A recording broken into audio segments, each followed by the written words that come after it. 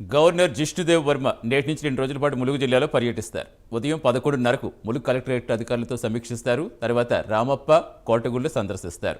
లక్నవరం సరస్సులో బోటింగ్ చేసి ఈరోజు రాత్రి అక్కడే బస చేస్తారు. తొలిసారి జిల్లాలో గవర్నర్ పర్యటిస్తుండటంతో అధికారులు భారీ ఏర్పాట్లు చేస్తున్నారు. ఏర్పాట్లు మంత్రి సీతక్క పరిశీలించారు.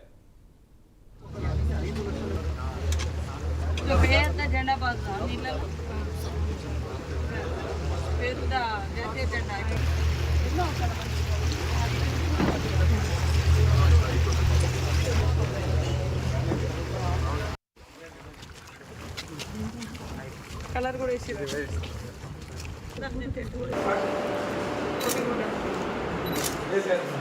సన్సెట్ సన్రైజ్ చూడాలి అనుకుంటున్నాను. ఈవినింగ్ అయితే ఇది సన్సెట్ సన్సెట్ వరకు సార్ రాకపోవచ్చు.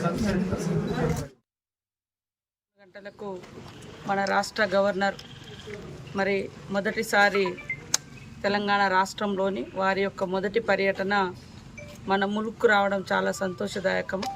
వెనుకబడ్డ ట్రైబల్ ప్రాంతాలలో వారి పర్యటన కొనసాగడం కూడా మేము మనస్ఫూర్తిగా స్వాగతిస్తూ ఉన్నాం.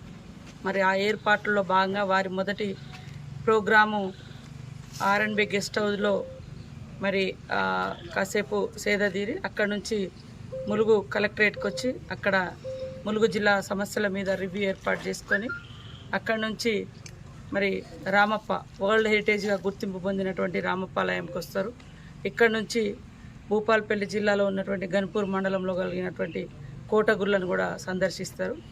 అనంతరం మరి అక్కడి నుంచి గోవిందరాపేట మండలంలో ములుగు నియోజకవర్గం ములుగు జిల్లాలోని గోవిందరాపేట మండలంలో కలిగినటువంటి లక్నవరం చెరువును సందర్శించి నైట్ హాల్ట్ అక్కడే చేసి ఉదయం 8 గంటలకు బ్రేక్ఫాస్ట్ తర్వాత మళ్ళీ వారు తిరిగి వరంగల్ నుంచి మిగతా హైదరాబాద్ చేరుకుంటారని తెలియజేస్తూ ఉన్నాం.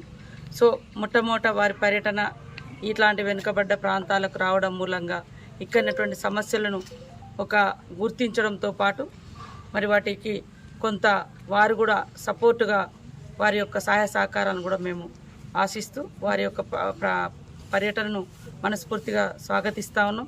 ముఖ్యంగా వారు వచ్చేటువంటి 2 కూడా మరి టూరిజం ప్రాంతాలుగా వర్ధిల్లుతున్నటువంటి రామప్ప టెంపుల్ కానీ, అటు లక్నవరం కానీ, అటు భూపాలపల్లిలో ఉన్నటువంటి కోటగుళ్ళు కానీ ఇవన్నీ కూడా పర్యాటక కేంద్రాలుగా మరి కొనసాగుతున్నాయి. ఇంకా రాబోయే కాలంలో వారి యొక్క పర్యటనతోటి కూడా ఈ ప్రాంతాలకు మరింత గుర్తింపు వస్తుందని భావిస్తున్నాను.